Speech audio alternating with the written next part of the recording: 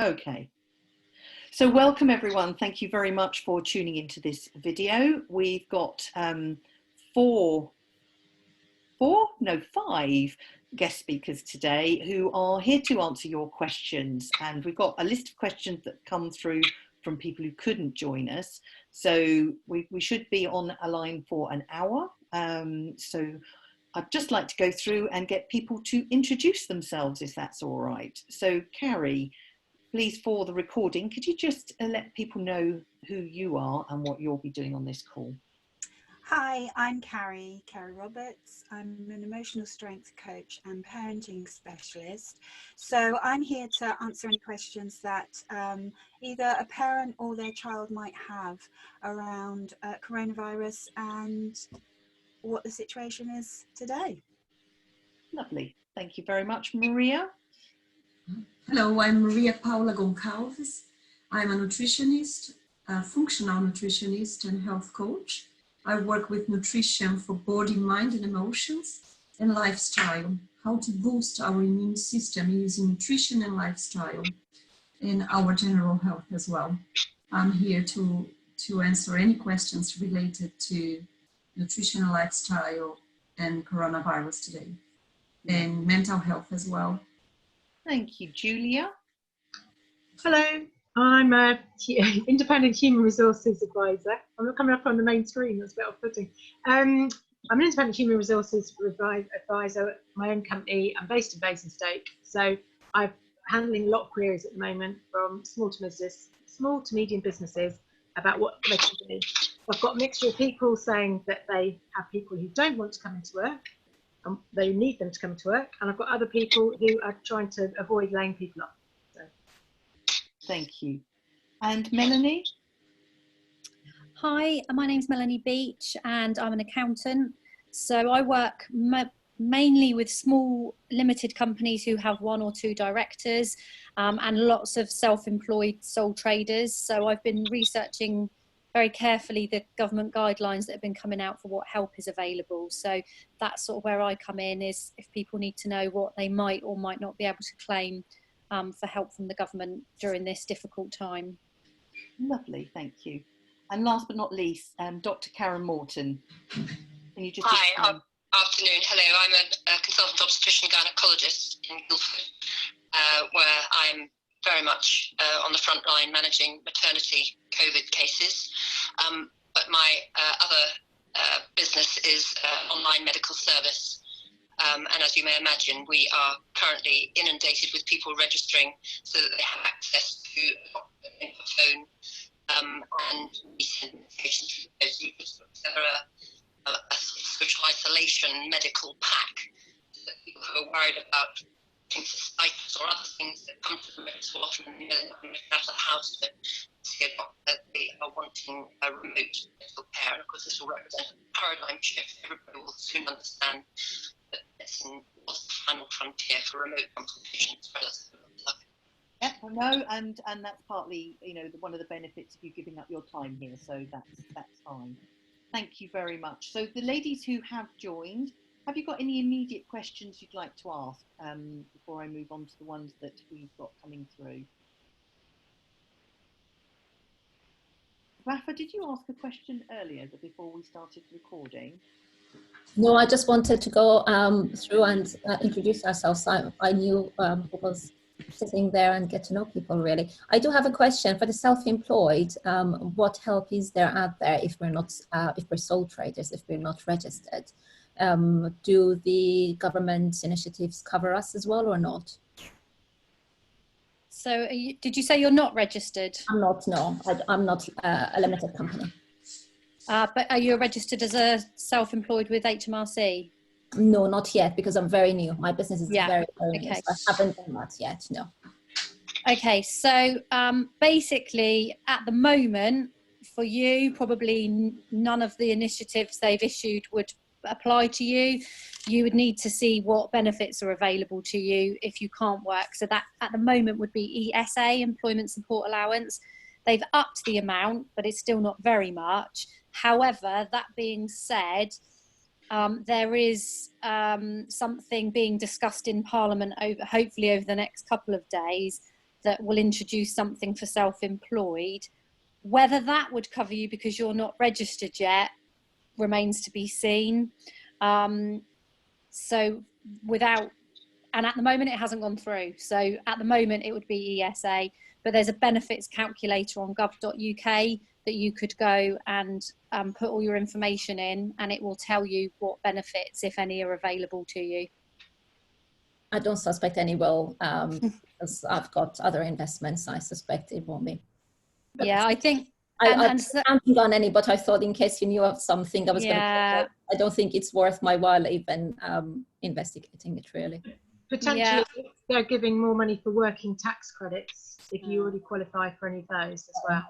I wouldn't. Okay. Well, thank you. Good answer though. Thank you very much, ladies.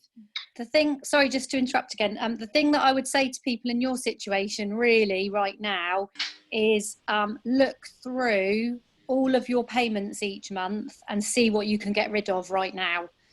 We don't know how long this situation is going to go on. The government are telling us to prepare for 3 months. Could be less, could be a bit more. We just don't know at this stage. So I think if you've got any payments that you're making that really you can stop, do it now so that you protect what cash you do have. Yeah, it's just the mortgage payments, but I don't think they've figured out how they're going to do it. I keep getting emails. Well, you can ask. Sorry, you can ask for a payments holiday with your mortgage provider, and I think they've been reasonably amenable to that. The other thing is there are quite a few people who are taking on people today. So all the retailers are taking people on. The Royal Mail are desperate for posties because apparently it's the time of year where half the post office are taking a holiday. So definitely there are people taking on people at the moment. It might not be your ideal plan for this week, but it's still some income. Yes, no, I'll be fine. Just wanted to see what was out there, but that's good to know. Thank you. I'll pass that on to my friends. That is good news. Yes, thank you. So one of the other ones actually is talking about you know, how to manage particularly 2-year-olds, Kari, who where parents are having to work from home and work isn't being quite as helpful as they need to be. The person specifically has said that if one of the parents ends up working from home, they're not going to get paid. But I think working with the children first of all, and then if we can do the payment one through Melanie and Julia. How do you manage children at home? Yeah, it's a big question really, because this is something that for a lot of parents, you know, hasn't happened before. So I can only give sort of like a bit of an umbrella thing rather than individually, because each child will be individual, and 2-year-olds, you know, vary, their development varies. It's about keeping some form of routine for the child, but also understanding that for your child, if, you know, they're normally in a play setting, or, you know, they go to maybe a childminder or a relative has them, that this is something very different. So they're going to take a little time to adjust. I know it's really hard. You know, are they still having naps? It's about communicating with your employees as well, because I used to sort of manage a team where, you know, sometimes they would have to work from home because of situations, and it's knowing that actually the work will get done depending on what industry it's in.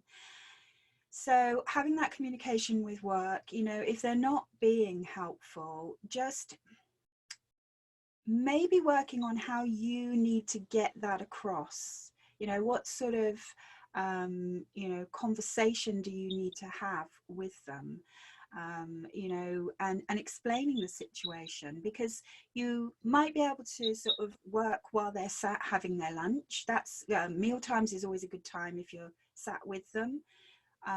It's also realizing that it's just going to be different, that it might be you're not able to have complete time without them. You know, single parents find it really hard as well. It's not like you have a partner then maybe to step in. You know, it might be that for this time, you know, if they have a favorite show, when you have to, you know, be present at the computer, that you sit them with their favorite show, and you arrange it. But it is a really difficult time because everybody is doing things that, you know, are out of their norm, if you like. And for a 2-year-old, they are not able to regulate their emotions. So the behavior that you're seeing is they're telling you how they're feeling. You know, so there are lots of little tricks that you can do, just thinking about, you know, giving them an activity that maybe they can sit down with during eating times. You know, is there a show they like? I know my 2-year-old granddaughter loves Peppa Pig. However, you know, it's it will be in short bursts, because 2-year-olds, you know, most 2-year-olds will not have their concentration span kept for a long period of time. But I would actually keep the communication with work open. If, you know, if you could maybe say to them, look, my working day is going to be different. I'm not able to work, say, you know, the 9 to 5, but what I could do is I could work later in the evening. I will get the work done. And it's a really challenging time. You know, I wish I had a magic wand, but unfortunately. And we don't. We're just providing some guidance on this call. No. So Julia, have you got any comments around, you know, workplace and having children at home? Yeah, I think it's a real mixed picture, and it's going to be almost on a case-by-case basis and employer basis. So up until last Friday, the indication was that if you were looking after your children at home, it would be unpaid. But following on from the furlough, and I'm going to do it in inverted commas because until Friday, nobody'd used that since the 1950s war film, I think.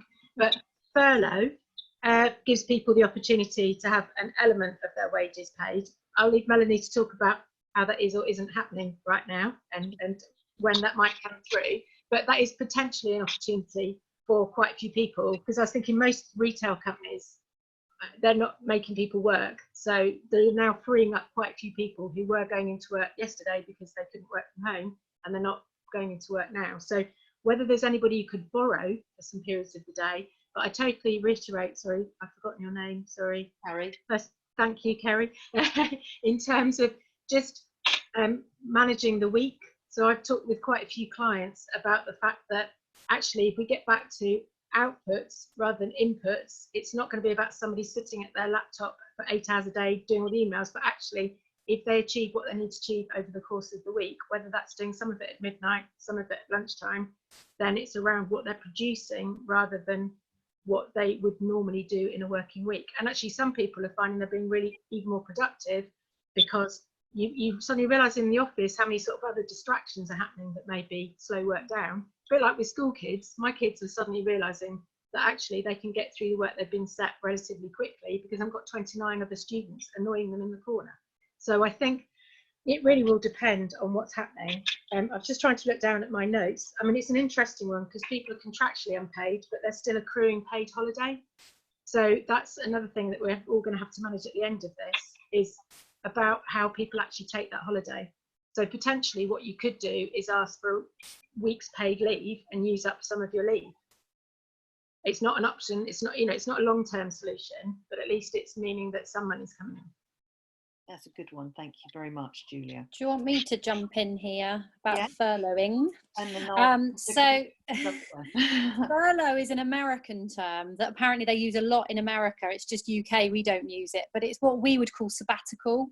However, the government are saying have a sabbatical but paid at 80%, and companies, it's not clear whether they have to top up to 100% or whether that's optional. It's not clear at all at the moment.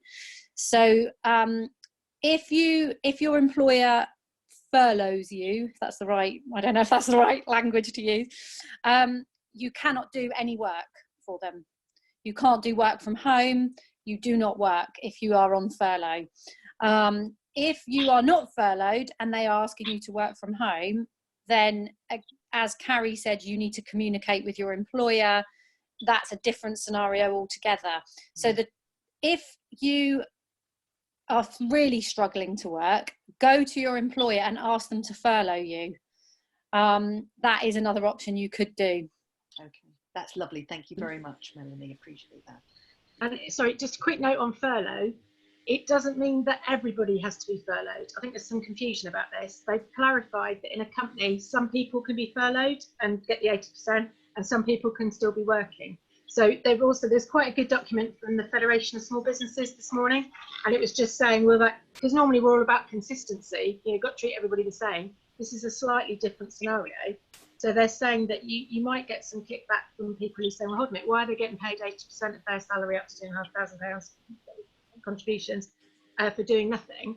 But equally, you can point out to the other person over here, they're still getting 100% of their pay. So it's one of those things, again, it's very much on an individual basis. Really strange times. Most contracts don't have an element of furloughing because, like Melanie says, we don't use it. So I've got different letters and things depending whether you've got agreement to do it, haven't got agreement to do it. And the other slight drawback to it is the system to pay it won't be available till the end of April, and the payments may not come through for a few weeks, inverted commas. So it's not a system that HMRC have to make payments, is it, Melanie, at the moment? No. No, but businesses do have some other forms of raising cash that the government have introduced. So the idea is they will use those forms to raise the cash to pay those wages until that money comes through. So hopefully, if those systems work, pay should still come through, even if you're a furlough employee.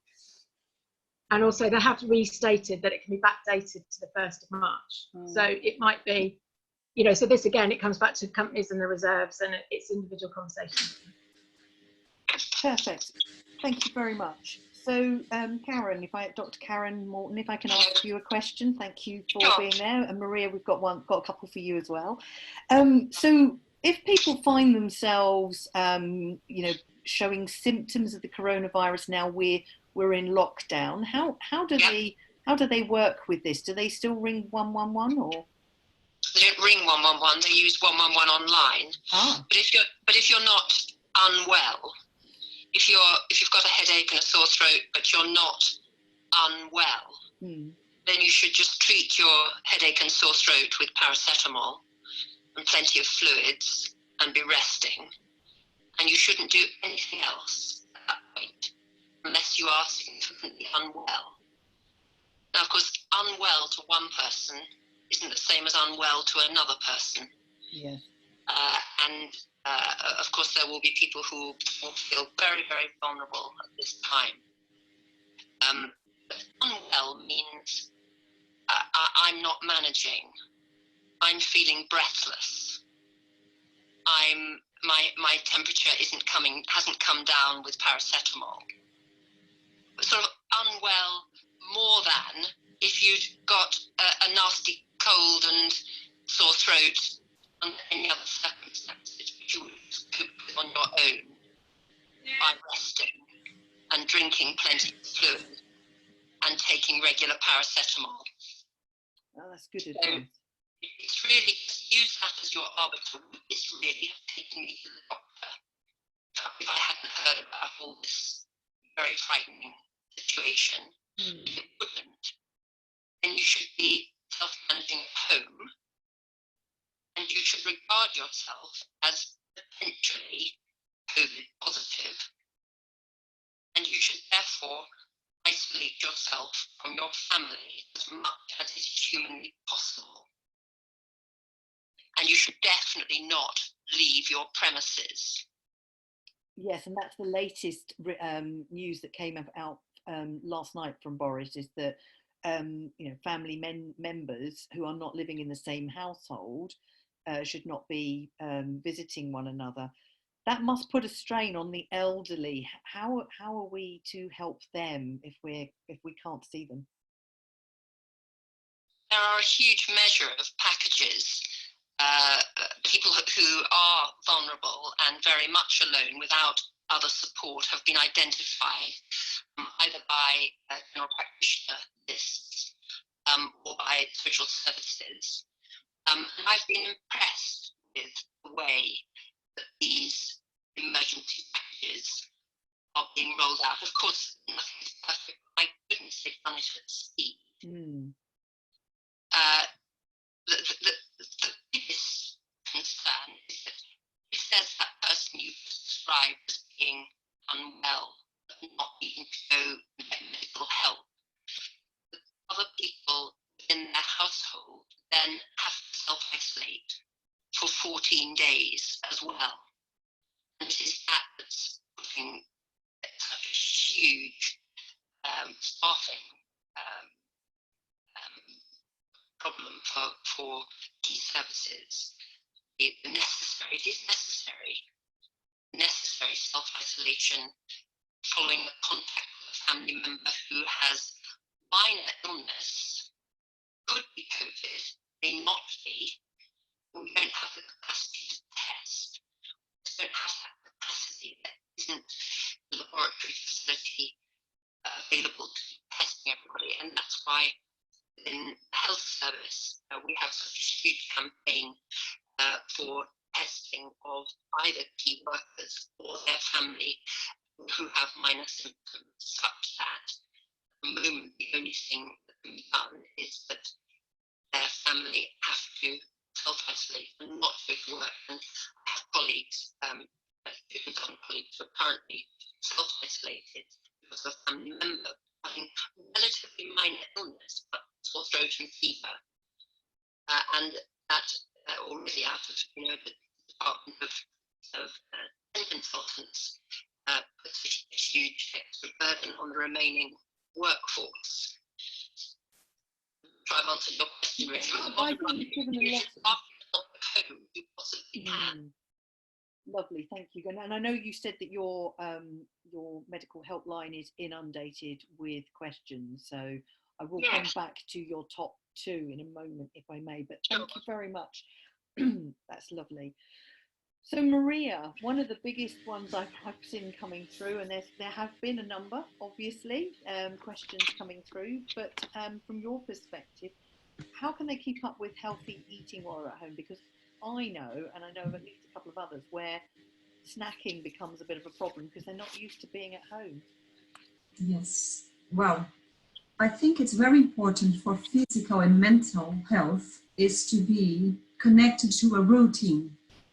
We should understand this time as not a holiday, it's not a break. We should keep busy and stick to a routine. Just avoid eating out of the time we are using to eat. And avoid buying things that are not very healthy, because if they are around, of course, because we are anxious, we are more anxious, and sometimes we have more free time, we are going to eat unhealthy things. Then I'm telling my kids at home and my husband, let's follow a schedule. We prepare it as a family, a schedule for our own time and for our commune time, our family time, to do things that keep us busy and productive. In the end of the day, we feel like, okay, another day, but we did something useful. And in relation to our food, of course, we have a cake, a piece of cake, or we have a dessert, but we are trying to keep these in small amounts just to avoid getting lost in this nutrition stuff or gain weight unnecessarily, because we are all at home, and of course the anxiety makes us feel like, oh, maybe a sweet or a chocolate or something like that. Good point. And there's been a lot of videos, have you seen them on the web, where there's people who are slim on day 1, and I mean some are day 2, but day 20 and they're completely different. So exactly, so emotional eating is going to be a challenge right now. And so any immediate tips around that? Obviously you've said, watch what you're buying and give yourself a routine, but let's be honest, every time you make a coffee, the biscuits are shouting. Yeah, I think you should limit the amount, be paying attention about the amount of food, and try to get stuck on healthy things like fruits and vegetables a lot, because it can help your immune system, and the sensation of satiety is completely different from junk food or processed food, and you are getting the vitamins and minerals that are going to help you a lot. And it's trying to be as healthy as possible. I'm recommending like soups for the cold days, and you can put lots of vegetables, and you can prepare very quickly a healthy meal with your family. I'm putting kids at the kitchen as well to help me and to involve them in all the process and keep them busy and feeling the sensation of we have to cope a lot, to collaborate a lot at this time. And well, I'm trying to use the adverse situation to educate them as well. I know it's hard, I know it's difficult, but we have to be very aware about routine and keep our mind very focused on this is a period of time, think in perspective. Maybe in 3 months we will be leaving all the situation, maybe less time, because China is in a different situation than they used to be 2 months ago, 3 months ago. Then let's try just to keep our feet on the ground and think in perspective. It's hard, I know, I recognize it's not easy, but soon, if you follow the recommendation, if you follow all the recommendations, we'll be in a different situation. It's a matter of time. So it's interesting you talking about, getting the family involved in the making of the food. Kari, you're thinking about certainly getting the kids involved, aren't you? Do you want to just comment on that? Yeah, it's things like that. I think, we said about keeping routines and learning, but, making a meal together can be part of the learning, going out of ingredients, accounting of how many carrots you're going to put in something. That's maths, looking at how different liquids react with each other. That's science. So, I think a lot of parents feel because the children are home now, they have to behave like school all the time. I had a 12-year-old saying to me, well, I've got to do 5 straight hours of learning. And I was trying to sort of work with her around, well, is that really realistic? Is that possible? But because school had said, well, you're not going to be at school, you now have to do 5 hours of work. She had interpreted that as, well, I've got to sit at my computer for 5 hours and do the work. But it's about trying to make some of it fun as well, because home for a lot of children is a different place to school. And so, at the moment, some parents I've seen some, amazing sort of examples of children sitting and doing.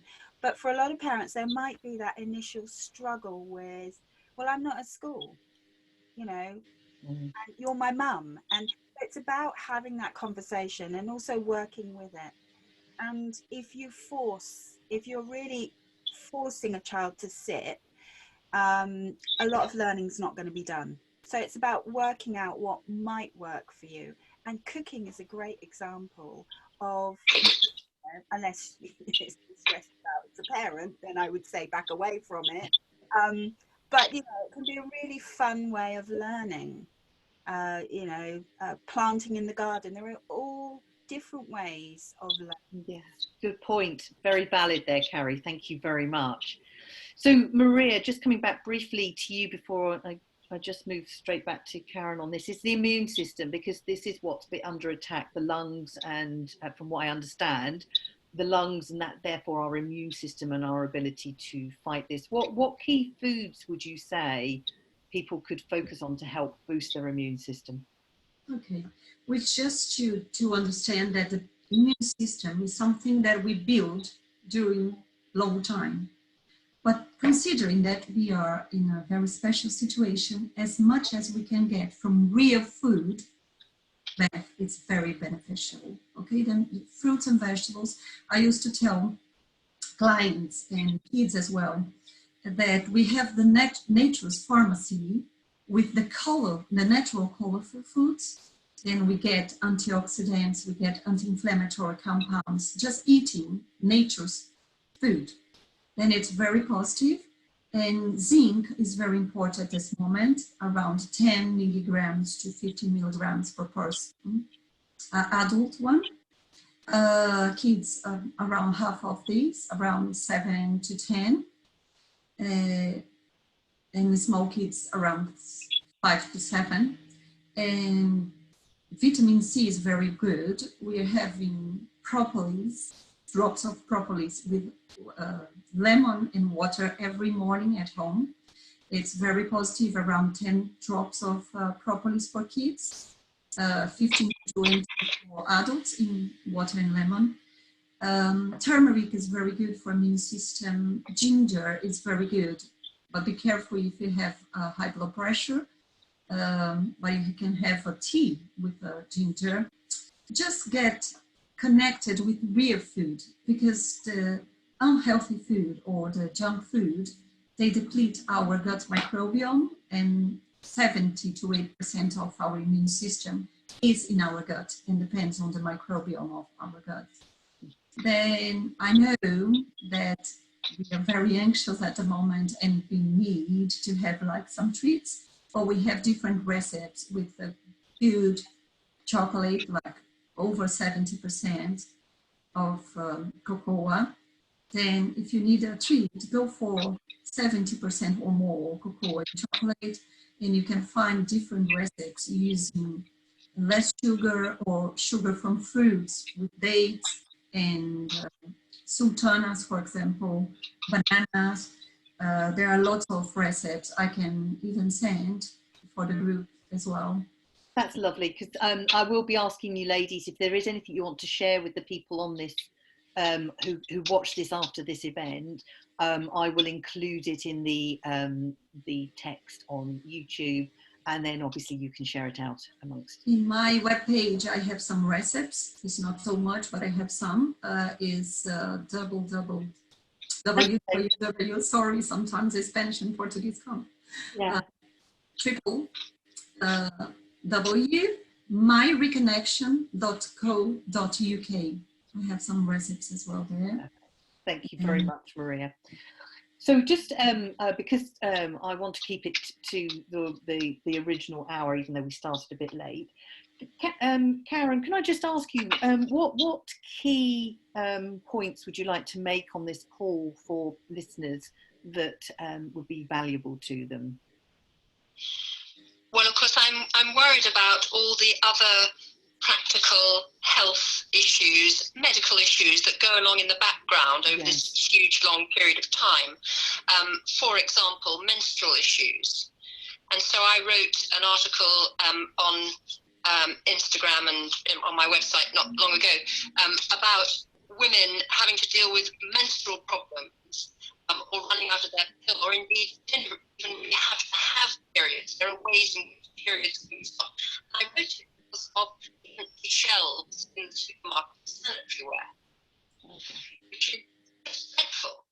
And so I would encourage women to actually grasp this opportunity to think, no, look, my menstrual situation is not that tough, because let me just speak to my gynecologist and get that sorted, so that is not yet another brain and anxiety on women at this terrible time. Of course, I'm concerned about women with menopausal symptoms. And so, of course, I want to encourage people to use our online service, because we have not only GPs, but we have gynecologists available to people to see. All my consultations at the hospital, all my gynae consultations the whole of yesterday from the hospital were done on the phone. And they were done very successfully. And if medicines were needed at the hospital, then we didn't have a drive-by pharmacy. So literally, people don't have to come into the hospital to get, even if they need medicines. And so, of course, that's one way, but obviously medicines through the post is another way. So I want people to realise that there are lots of things that can be helped, ameliorated, improved with access. And I don't want other health issues to just be in the background. We're putting together a sort of survival package. People will get tonsillitis during this time. They will get cystitis. They will get, I'm afraid, constipation. Things that a lot of people manage to exercise and they look after themselves better than they can at the moment. And if you've never had constipation, it's an appallingly nasty thing to have. So I want to try and encourage people to look at services like mine in terms of having things in their bathroom cupboard so that they're ready. We sending, for some people who are prone to chest infections, sending them a course of antibiotics, so they're sitting there waiting, should they be needed, and then they're speaking to our doctors, getting advice, should I take this? People who are asthmatic, making sure they've got plenty of inhalers, making sure that they're really prepared and not then running out of something in a panic, running out of a pill, running out of whatever it is. So please don't run out. So good call. So to make sure that they've got what they need available, Yes. at least for the foreseeable future. As in Yeah, a few weeks. definitely. Thank you. Anything else you'd like to add there before I move on to Maria and then round the table? No, I'm perfectly happy. I just would like to say we're there to help. We're really there to help. Dr. Morton's Medical Helpline. We're here to help. Thank you, and I will put your webpage on the links. Maria, any last things that you'd like to mention? Any key questions that we've not covered that we need to cover? I think it's not just nutrition. I think we have to be very aware about lifestyle in general, like how you're sleeping. Sleep counts a lot for immune system, like 8 hours of sleeping every night. Breathing techniques are very good to relieve stress and change automatically the stress symptoms from the relaxation ones. We have different kinds. We have 4-4-4-4, the square one, that you're in 4-4, hold, out and hold. We have the 4-7-8, in for 4, hold for 7, out for 8. They help a lot because I'm very worried about mental health at the moment, because we need to bear in mind that we are starting the process. We are just beginning the quarantine, and we are going to face different phases in this process. And it's very important to feel connected with family, with friends, and it's very important to feel like balanced and busy with your activities, focus in a project. You have to have goals. And of course, nutrition and lifestyle will help you a lot during this process to keep your body and mind healthy. Lovely. Thank you very much, Maria. Coming round my screen here, Julia, what sort of questions are key questions that you've been asked that we've not covered so far? I think we've covered most of them. It's just it's because it's changing on a day-by-day basis, isn't it? So last week it was questions about the week before last it was what are we going to do? Last week it was the schools might close, what are we going to do? Now it's lots of businesses are closed, what are we going to do? So I think it's just, if you're not sure, there is a lot of advice out there. There will be more advice to come. I know I understand they are working on advice for self-employed people, and I think also they're going to put in more detail. So for instance, yesterday when it was talking about up to 80% of salaries or £2,500, it wasn't clear if that was gross or net, or what that actually meant, and they're starting to flesh out the detail of that. So I think it's just keep checking through the updates. If you want to scare yourself, you can sign up for every government update, but then your inbox gets full of things about advice for care homes and health, maybe a bit of overload. But I think the BBC are good about doing updates. I don't know if anybody liaises with any large employers, but there's every year that for companies with more than 250 people that have to do a gender pay gap reporting. They've just announced that they're going to drop that for this year. So I think they are trying to work through different bits and bobs to see what can be put on hold. So it's things like MOTs can still be held because garages will still be open. And if you go on this advice about which stores are open and which stores aren't open, and again, I think it's the advice is changing on a daily basis. It is, and it's really difficult to keep up with it, isn't it? I know talking today with somebody whose husband is a painter and decorator, and he's just decided, based on her advice, to close down to keep people safe. But I understand the construction industry is still working. So it depends, because in England and Wales, the construction industry is still working. In Scotland, they banned it. So I think, again, it depends on the different parts of the country. The BBC website has got quite a good questions and answers page, and it was just saying, can I still have tradespeople in my home? And the answer is, within reason, yes, and if not more than 2 people, and if they, if they show any signs, no. And so I think it's trying to work through almost a case-by-case basis of what people can or can't do. And obviously this only came in last night. So it's a little bit like this. Yesterday, it was only essential work. Potentially, it's if you cannot work from home and there is no other option. So I think there's different methods. I think it was just that it was around looking at all the crowds who are out on the weekend. I think they had to do something. Yeah, and I think it's those workplaces where they're still insisting their workers go in. I think that's a challenge that's still working its way through, isn't it? Where companies start to understand, who are the key workers, like the doctors and the NHS and, the people in the retail sector, the food retail sector. So, yeah, it's very difficult. A little bit of common sense, possibly. But, banks are still open. Post offices are still open. In fact, I just had an email from a bank. I wasn't reading it while I wasn't listening to somebody else. It just came up on my phone. But it was sort of I'm with NatWest, and it had sort of 5 very practical things you can do, including about a mortgage holiday, but with the caveat that it will be added on to the rest of your mortgage. But they're also talking there about you can extend your credit card limit, you can get more money out from a cash point. So I think people are trying to do different things to help people. And I think, sorry, Maria, you wanted to say something. No, I just would like to add 2 important things about stay movement. It's very important. Some days we dance here at home because when the weather is good, have the vitamin D. It's very important. And keeping movement, it's very important for body and mind as well. Thank you. 2 things I forgot to mention. Lovely, thank you. So Julia, from my perspective, I guess, we're hearing things moving and changing, and companies obviously having to make changes.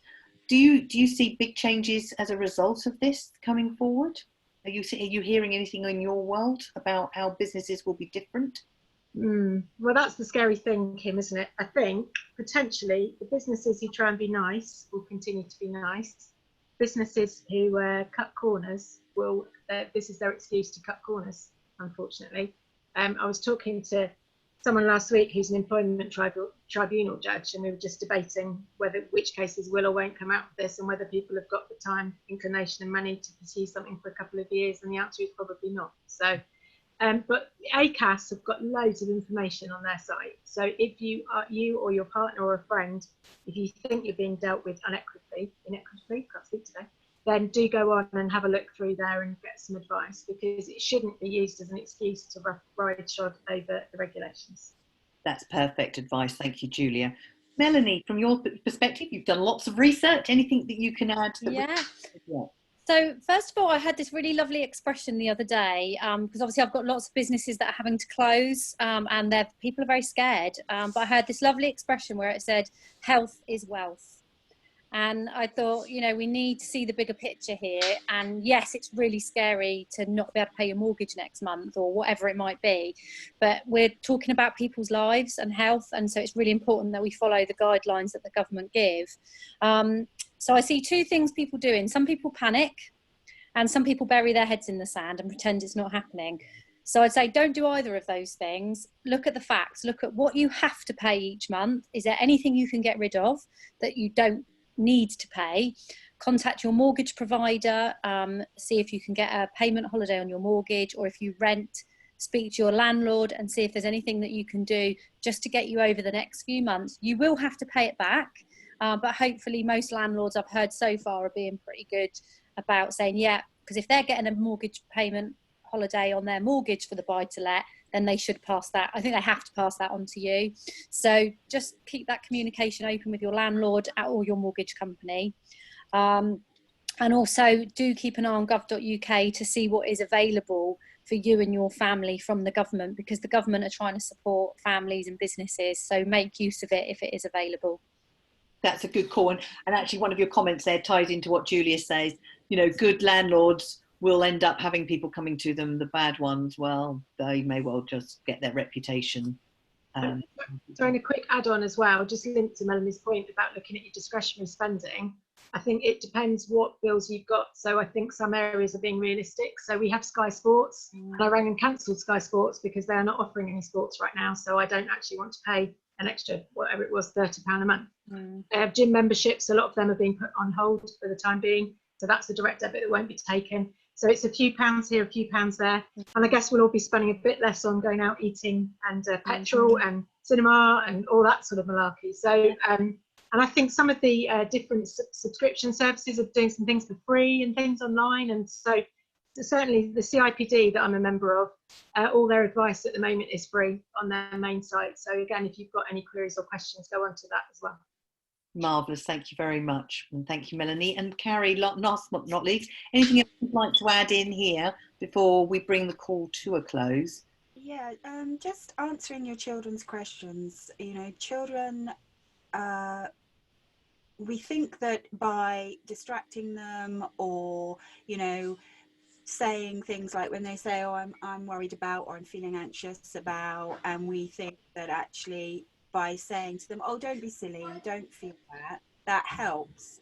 But just remembering it doesn't, because it's about validating how they're feeling and then, you know, listening to them. Sometimes they don't want answers, sometimes they might, but most of the time the questions where there's anxiety or worry start with what if, and giving them the facts, you know, even if it's just a very sort of simple small fact, will help them.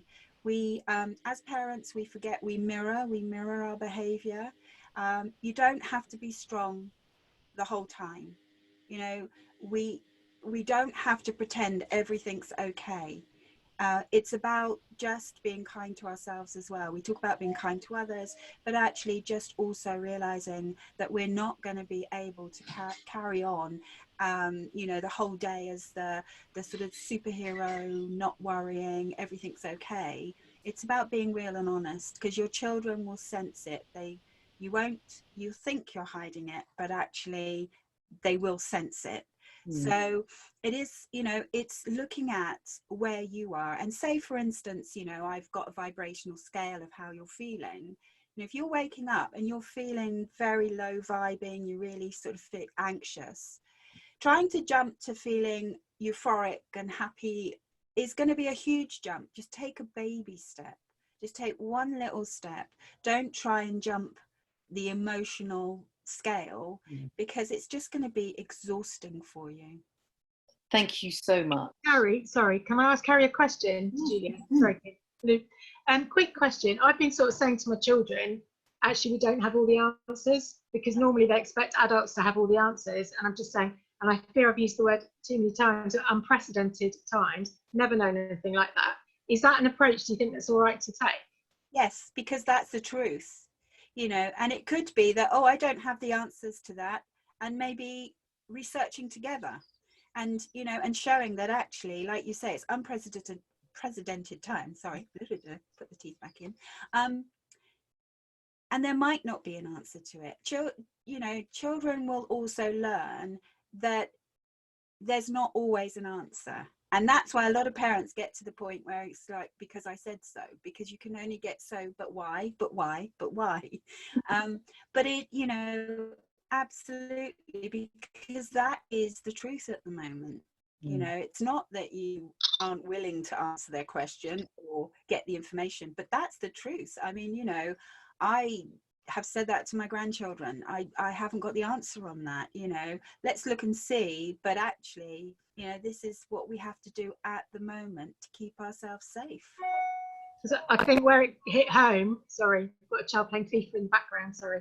Where it really hit home was when they were giving the announcement on Friday, and they said, we'll review this on a month-by-month basis. And you think, wow, because until then we were talking kind of daily or weekly or what we're going to do. So that was a bit of a, okay. Yes, this could go on for some time. So I just want to bring the call to an end, unless there's anything else specifically that's come through as we've been talking. Nope. But I want to say a big thank you to you ladies for stepping up today for me to do this call. I have recorded it. I'm going to turn that off in a moment. I'll just ask you to stay on for 1 minute if that's okay. And to those people who are listening, I will give the details of these ladies so that you can contact them directly for any specific questions that may have come out that we've not answered. And, you know, there may be another one of these. It just depends. We'll see. That's one of the questions I'm just going to put to the ladies. But I just want to say thank you for giving up your time to join me today to answer those questions. Thank you, ladies. So let me. Thank you. Thank you. You're welcome. Stay well. Just end the recording. So pause or stop.